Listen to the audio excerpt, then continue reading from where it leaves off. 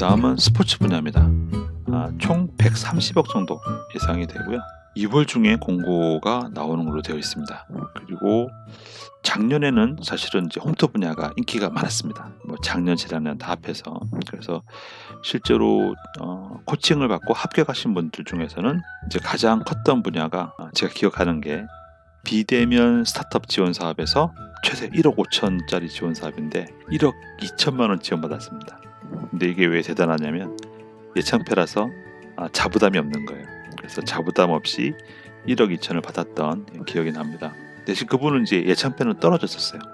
예비 창업 패키지는 떨어지고 비대면에서 붙었던 그런 경험도 있고, 그때 테마가 스마트폰을 이용하는 홈트 서비스였습니다. 올해도 홈트가 안 되진 않겠죠. 하지만 이제 야외 활동이 가능해졌기 때문에 그 점을 감안해서 홈트가 안 되진 않겠지만 야외 활동을 할 수 있다는 점에서 그런 걸 감안한 아이템을 골라보시면 좋을 것 같고요. 그 실버, 그리고 뭐 1인 가구, 뭐 약자 이런 분들을 주제로 한 스포츠 분야도 좋을 것 같습니다. 모두 2월 달에 공고가 나오고 130개 정도 있습니다. 자, 콘텐츠 분야 역시 130억 정도 예정이 되어 있고요. 3월 달에 공고가 나오네, 그죠? 요거 잘못됐네요. 3월 달에 공고가 나옵니다.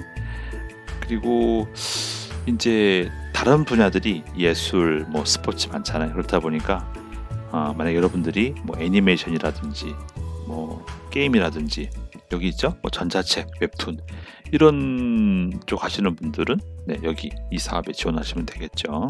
그리고 전통 문화 분야가 있습니다. 우리의 소중한 문화를 살리기 위한 한 30억 정도 배정이 되어 있고요. 3월, 4월에 모집을 한다고 합니다.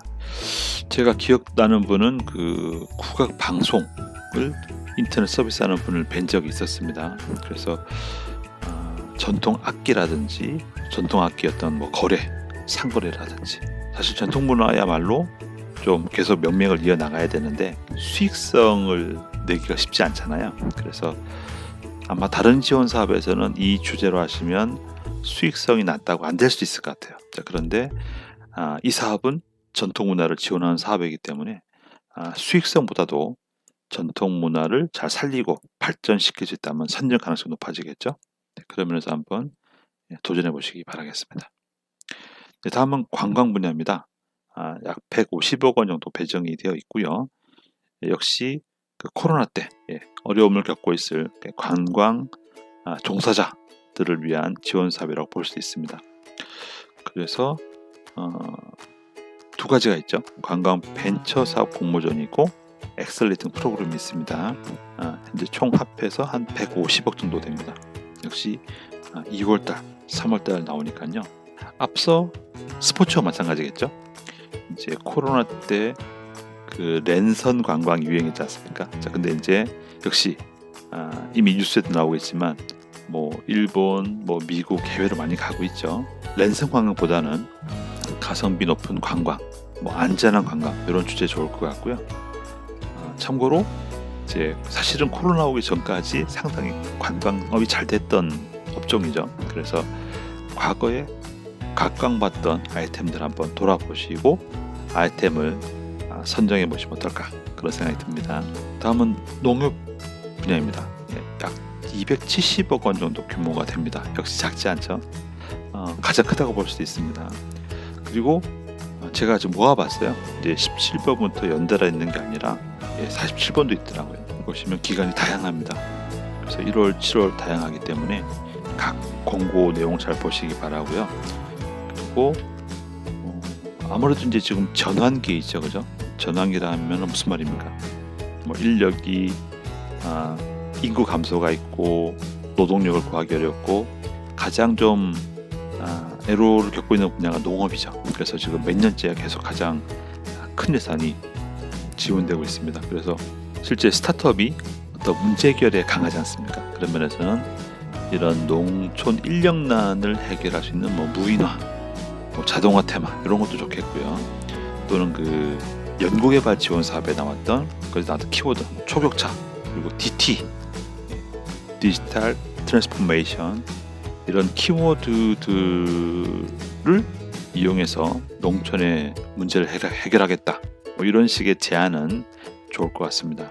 다만 이제 제가 자주 말씀드리지만 이런 그 하이테크를 말할수록 여러분이 기존에 어떤 기술력이라든지 그 실적이 없다면 오히려 심사위원들한테 좀 더 공격적인 질문을 받을 가능성이 높죠.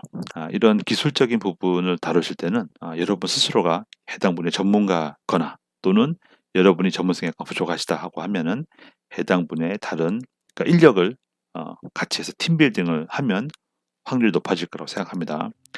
작년에 기억나는 기업은 그 야채, 뭐 딸기라든지 토마토를 수확할 때 비닐하우스 안에 도로가 좀 울퉁불퉁하잖아요. 근데 그 길을 자동으로 주행하는 무인차 그리고 그 과일을 수확하는 로봇 팔 요걸 세트로 해서 개발하겠다 그런 분이 계셨습니다. 그래서 선정이 되신 적이 있는데 참고로 방금 말한 이 테마도 이게 쉬운 게 아니에요, 그죠? 이게 상당히 어렵습니다. 그래서 이런 부분도 어떤 기초 기술이 없다고 하면은 그 기간 내에 못할 수도 있어요. 그래서 이런 테마가 각광을 받겠지만 다시 말하지만 그에 상응하는 어떤 팀빌딩이 필요하다 이렇게 말씀을 드려보겠습니다. 네, 그 밖에는 만약에 여러분이 뭐 기술력은 없는데 어떤 유통에 대한 전문성이 있다 그러면은 글로벌 테마라는 부분을 제가 올해 좀 중요한 거라 봐드렸잖아요, 그죠? 그래서 수출, 뭐 크라우드 펀딩 이런 부분에 실적이 있다라고 하시면 또 한번 이 농업 분야 도전해 보시면 좋을 것 같습니다. 네, 세부 내용은 한번 보시기 바라고요. 다음 환경 분야입니다. 환경 분야도 매년 많은 금액이 들어가고 있는 분야 중에 하나죠. 자, 많은 금액이 들어가는 이 가장 큰 이유는 뭡니까? 지금 우리가 2050년까지 탄소 제로를 구현해야 되죠. 지금 전기차라든지 우리가 친환경 에너지 발전을 계속 장려하는 이유가 바로 여기에 있습니다. 그래서 환경 분야도 관심 가질 만한 분야고요. 1월 중에 공고가 난다고 합니다. 현재 단일 사업입니다. 하나 사업이 있고요. 일단 일반적인 가장 주제죠. 에너지라든지 환경 오염에 대한 이슈를 해결할 수 있는 아이템이 있으면 좋겠고 추천드린다고 하면은 뭐 ESG 그리고 요새 미세 플라스틱 말 많죠, 그죠? 미세 플라스틱, 뭐 탄소 제로, 뭐 재활용, 뭐 업사이클 이런 부분들도 한번 국내 회사를 연구해 보시면 좋겠습니다. 다음 사회적 기업입니다. 사회적 기업 분야는 289억 원 규모고요. 요건 작년에 공고가 나왔습니다. 그래서 요건 아마도 이미 진행하고 계신 분들도 계실 거고 혹시 만약에 몰라서 여기에 참여하지 못했다고 하시게 되면은 그냥 개인적인 생각으로는 연말까지 뭐 또는 다른 지원 사업을 기다리셔도 되겠지만 그 테마를 조금 영리 사업으로 바꾸셔서 또 다른 사업에 넣어보시면 어떨까 뭐 그런 생각도 들긴 합니다. 참고로 그리고 제가 기억할 때 매년 이 사회적 기업 사업은 특히 연말에 나왔던 것 같아요. 이것도 참고하시기 바랍니다. 다음은 해양 분야입니다. 마지막이네요. 해양 분야는 역시 단일 사업이고요. 총 26억 원 규모입니다. 참고로 제가 해양 분야는 심사도 보러 간 적이 있고 하기 때문에 좀 이제 경험이 있는데요. 1월달 공고가 납니다. 그래서 그 농촌과 마찬가지죠. 인력 문제, 뭐 미세 플라스틱, 해양 쓰레기 등과 같은 환경오염 문제도 좋은 주제가 되겠고요. 또는 그 전기차가 상당히 빠르게 지금 확산되고 있지 않습니까? 제가 얼마 전에 그 제주도에 가서 그 전기로 가는 포터, 여러분 1톤 트럭 아시죠? 보통 그 디젤 아마 트럭 타보면 아실 거예요. 어떤 느낌이 있습니까? 막 차가 울리잖아요. 막 진동이 강하잖아요. 근데 진동이 1도 없습니다. 너무 좋은 거예요. 그래서 그분들 말씀하시는 게 힘도 좋고 조용하고 진동이 없다 보니까 정말 만족스럽다 그런 얘기를 하셨거든요. 그런 면에서는 전기차의 장점이 이제 선박에도 활용될 것 같습니다. 그래서 전기로 가는 보트, 배, 기타 그 밖에 우리가 해양 분야에서 전기를 도입할 수 있는 게 뭐가 없을까 그런 것도 한번 연구해 보시면 좋을 것 같습니다. 여기까지 간략히 한번 말씀을 드려봤고요. 아까 그 네이버 블로그에 가시면은 이말 하고 갈까요? 일단 시작이 반이다라는 말씀 한번 드리고 가겠습니다. 여러분들이 지금 준비를 이미 많이 잘하신 분도 계시고 아닌 분도 계시겠죠. 하지만 일단 시작하다, 시작이 반이다 이런 마음을 좀 갖고 자신감 가지시고 한번 준비 잘 해보시기 바라고요. 예, 코칭이 필요하신 분들은 위너스랩 샵 한번 가볼까요? 네, 위너스랩 샵 가시면 여기에서 상담 쿠폰이 있습니다. 상담 쿠폰에서 여러분들 희망하시는 시간대로 선택하시면 되겠고요. 이미 크몽에서도 한 50명 이상, 또 작년에도 한 30분 이상이 상담 받으셨고 합격을 대부분 하셨기 때문에 올해도 이용하실 만한 값어치는 있다고 생각합니다. 인강 들으실 분들은 위너스 패스라고 있습니다. 위너스 패스, 위너스 패스에서 동영상 강의를 한번 이용해 보시기 바랍니다. 참고로 제가 1월달에 라이브 강의도 하고 그 강의들을 집에서 여기 올리기도 할 거니까요. 인강으로도 한번 들어보시기 바라겠습니다. 그리고 유튜브에도 제가 오늘처럼 밤이 늦더라도 여러분을 위해서 한번 올려볼 테니까요. 많이 이용하시기 바라겠습니다. 그리고 중기부, 중기벤처부 올라가 있는 공고 또 다운받아 보실 수 있습니다. 그래요. 지금까지 한번 공고 말씀드려봤고요. 소감은 작년과 큰 변화 없는 것 같아요.